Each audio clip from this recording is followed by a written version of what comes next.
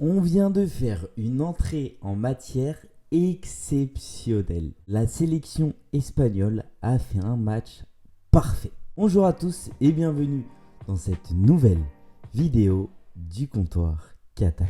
Visca el Barça i visca la Pobla! Visca el Barça i visca Catalunya! Visca el Barça i visca Catalunya! 7-0. L'Espagne a mis 7-0 face au Costa Rica. Voilà, premier match de La Roja dans cette Coupe du Monde 2022. Une Coupe du Monde qui est très intéressante avec beaucoup de surprises. Et surtout, l'autre match de ce groupe qui se termine avec 2-1 de la part du Japon face à l'Allemagne. Et l'Espagne qui se rassure. En tout cas, moi, elle m'a rassuré avec ce score de 7-0 face au Costa Rica. Ce 7-0, c'est pas uniquement le score pour moi qui m'a rassuré, c'est surtout au niveau de la manière de jouer. Parce qu'effectivement, La Roja a joué d'une manière que j'ai adorée. Luis Enrique construit cette équipe, cette sélection espagnole, depuis l'Euro. Mais on a clairement conscience qu'il essaye d'instaurer un jeu un peu à la tiki-taka bien évidemment, mais qui est un jeu espagnol qu'on a vu souvent avec l'équipe d'Espagne et aussi avec le FC Barcelone.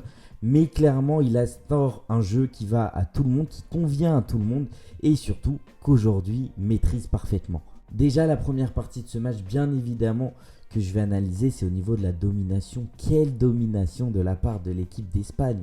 C'était incroyable. Franchement, ça fait longtemps que j'avais pas vu une telle différence entre deux sélections ou deux équipes. Certes, c'est le Costa Rica, ça je suis d'accord avec vous, mais moi avant ce match, je n'étais pas rassuré. Je m'attendais à 1, 2-0, 3-0 maximum, et encore, le 3-0, j'y croyais pas vraiment. 7-0, et une nouvelle fois, ce n'est pas uniquement 7-0 sur le score. Regardez-moi ces statistiques. Que ça soit en termes de possession, à plus de 85% de possession, en termes de tir, c'est impressionnant, et surtout qu'en face, il y a eu 0 tir. Donc au niveau des statistiques et au niveau du jeu, si vous avez vu le match, il n'y avait pas match. L'Espagne était largement dessus. Il maîtrisait son sujet du début jusqu'à la fin du match. Ils ont fait clairement pour moi un match parfait.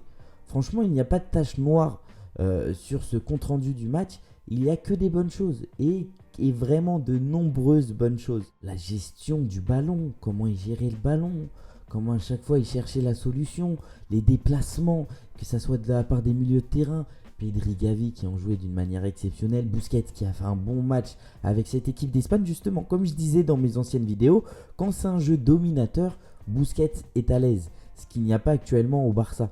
Mais là, ce n'est pas juste jouer à la baballe, juste se faire des passes à droite à gauche. Non, c'est vraiment essayer d'étirer le bloc adverse pour pouvoir par la suite, par des déplacements intelligents de la part des attaquants, tout simplement trouver de bonnes solutions et surtout avec une qualité de passe qui transperce les lignes défensives.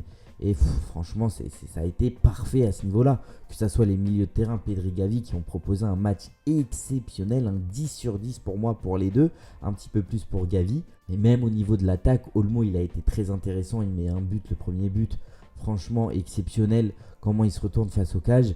Et aussi Asensio, qui a été pour moi très important et aussi le facteur majeur dans cette attaque par rapport à ses déplacements, comment il revenait vers le milieu de terrain pour créer des espaces par la suite. Et ça a laissé Ferran Torres et Dani Olmo un peu plus se projeter vers l'avant. Et même Asensio qui a eu son petit but et très beau but puisqu'elle n'était pas très simple à prendre. Donc franchement, une domination totale de l'Espagne, même en défense où malgré qu'il n'y avait pas vraiment d'attaque de la part du Costa Rica, à chaque fois la ligne défensive qui était bien formée. Et donc du coup, souvent les attaques du Costa Rica étaient en hors-jeu. On a clairement une jeunesse qui a mûri. Franchement, l'Euro, l'Espagne avait fait un très bon Euro. Mais justement, on savait qu'il manquait cette maturité, cette expérience en équipe nationale de beaucoup de jeunes. Puisque tu avais effectivement Pedri qui était très jeune. Tu avais énormément de joueurs jeunes. Mais surtout, tu manquais qui n'étaient pas sereins. Et qui ne se complétaient pas vraiment tous les uns avec les autres. Alors qu'aujourd'hui, franchement, on a vu que ça allait. Alors une nouvelle fois, oui, ça reste le Costa Rica, je suis complètement d'accord. Il y a ce match pour moi qui va être très important face à l'Allemagne qui va vraiment plus me faire comprendre si oui ou non on a cette grande chance dans cette Coupe du Monde. Surtout que l'Espagne n'est pas du tout favori et en outsider et ça me va très bien comme ça. Mais c'est surtout voilà, sur ce match qu'effectivement on va voir si l'Espagne pourra pratiquer ce jeu-là dominateur face à de grandes équipes et face surtout à une meilleure adversité. Au niveau des jeunes qu'on a cette année, c'est exceptionnel. Bon, déjà Pedri qui déjà à l'Euro l'avait prouvé, Gavi aujourd'hui qui a sorti une masterclass, un match parfait aussi de sa part et surtout voilà, il a une importance dans cette équipe d'Espagne. Ferran Torres qui reste aussi assez jeune, qui a apporté des choses un peu plus intéressantes qu'avec le Barça, et aussi l'entrée d'Alejandro Balde qui a fait plaisir. Luis Enrique, je trouve, sur les changements, il a été très intelligent puisqu'il a permis par exemple de faire entrer Morata qui n'a pas une grande confiance en sélection espagnole, donc dans ce match-là qui était déjà largement dominé, voilà, il a même pu mettre un petit but, ce qui peut lui redonner un petit peu plus confiance. Il a fait rentrer Nico Williams qui aussi avec cette avance-là a pu commencer ses premiers pas en sélection avec bien évidemment voilà, une meilleure maîtrise et donc du coup mieux tenter et plus tenter plutôt de sa part, et Alejandro Balde qui a fait en plus 2-3 petites percées très intéressantes et sa première sélection, voilà, qui est un bon souvenir je pense pour lui. 7-0 c'est pas mal. C'est le beau football, c'est le beau football qu'on aime voir avec l'équipe d'Espagne. C'est le football que quand mon père me montrait les premiers matchs de l'Espagne du Barça, il me disait voilà, regarde mon fils, ça c'est le football, et c'est ce football là qu'on retrouve. Donc franchement j'espère juste une chose, c'est que ça ne sera pas juste sur ce match-là que l'Espagne dominera autant, que ça sera sur tous les matchs face aux grandes équipes. Et franchement, pour une équipe adverse, c'est insupportable de voir une équipe qui fait tourner le ballon, qui domine autant et en plus qui te met des buts. Ça doit être une souffrance. Au niveau de la compo que nous a proposé donc Luis Enrique, donc on voit sur cette compo des Unai Simon, bien sûr le gardien numéro 1 avec la Roja, à droite Azpilicueta qui a été préféré à Carvajal, qui a fait un bon match, même s'il n'a pas trop été mis en danger. Au niveau de la défense, ils n'ont pas été mis en danger, donc c'était pas non plus très compliqué. Charnière centrale, la petite surprise, Rodrigo, qui a très bien fonctionné avec Laporte. Bien évidemment, cette entente vient de Manchester City, mais j'ai été surpris lorsque j'ai vu la compo de voir Rodrigo en défense centrale, même si toute la semaine on a un petit peu entendu que Luis Enrique avait pratiqué ça en entraînement, mais ça a très bien fonctionné et une nouvelle fois on n'a pas trop été mis en danger. Ça sera plutôt sur les autres matchs s'il le tente qu'on verra si ça fonctionne vraiment.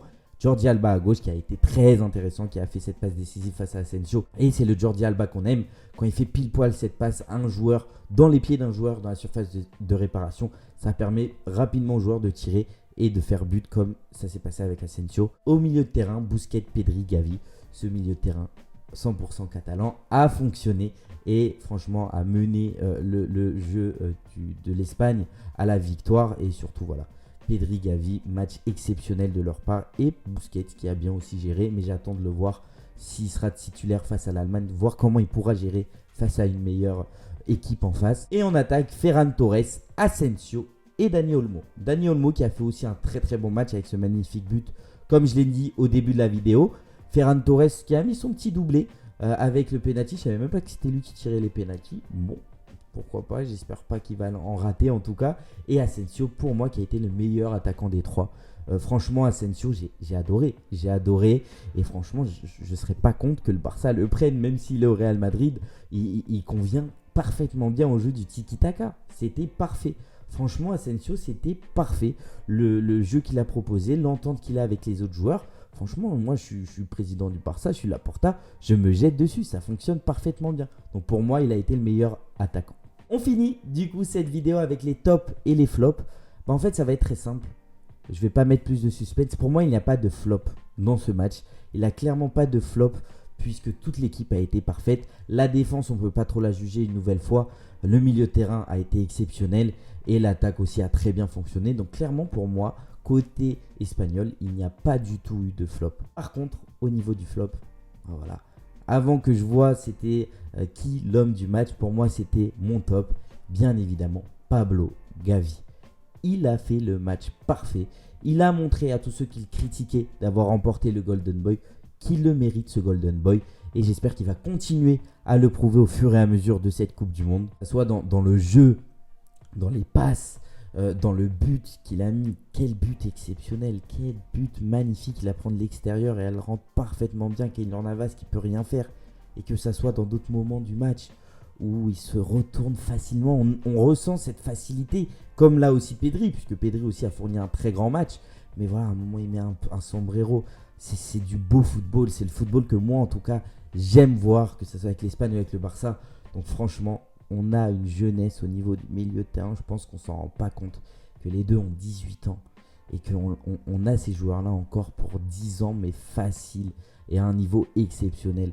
Donc franchement, Gavi, Pedri, c'est clairement pour moi la relève de Xavi, Iniesta. Et j'espère qu'ils vont le réussir, qu'il n'y a pas de problème de blessure. Mais en tout cas, c'est sur la bonne voie. Et avec l'Espagne en Coupe du Monde, j'espère qu'ils vont prouver encore plus que c'est les nouveaux milieux de terrain exceptionnels qu'on a. Voilà, ça sera tout pour moi pour cette fin d'analyse d'après-match Costa Rica-Espagne avec cette victoire exceptionnelle. L'Espagne qui explose le Costa Rica 7-0. J'espère que cette vidéo vous aura plu. N'oubliez pas de vous abonner à la chaîne pour voir les autres analyses d'après-match que je vais faire tout au long de cette Coupe du Monde. Et j'espère en faire beaucoup. Ça dira que l'Espagne, bah voilà, tout simplement, sera allée loin. Aussi, il y a bien évidemment de grosses vidéos qui arrivent par la suite où ça ne va pas uniquement parler aux supporters du Barça ou de l'Espagne. Ça va parler à beaucoup de monde. Donc faites vraiment attention puisqu'il y a du lourd qui arrive. Abonnez-vous à la chaîne, activez la petite cloche pour être directement au courant d'une sortie de mes vidéos. N'oubliez pas bien évidemment de lâcher le petit like pour donner la force, de vous abonner sur mon compte Twitter, le comptoir catalan. 7-0, l'Espagne domine. On peut gagner cette deuxième étoile. Surtout, n'oubliez pas, Visca Barça, Visca Catalunya y también, Viva España. Ciao.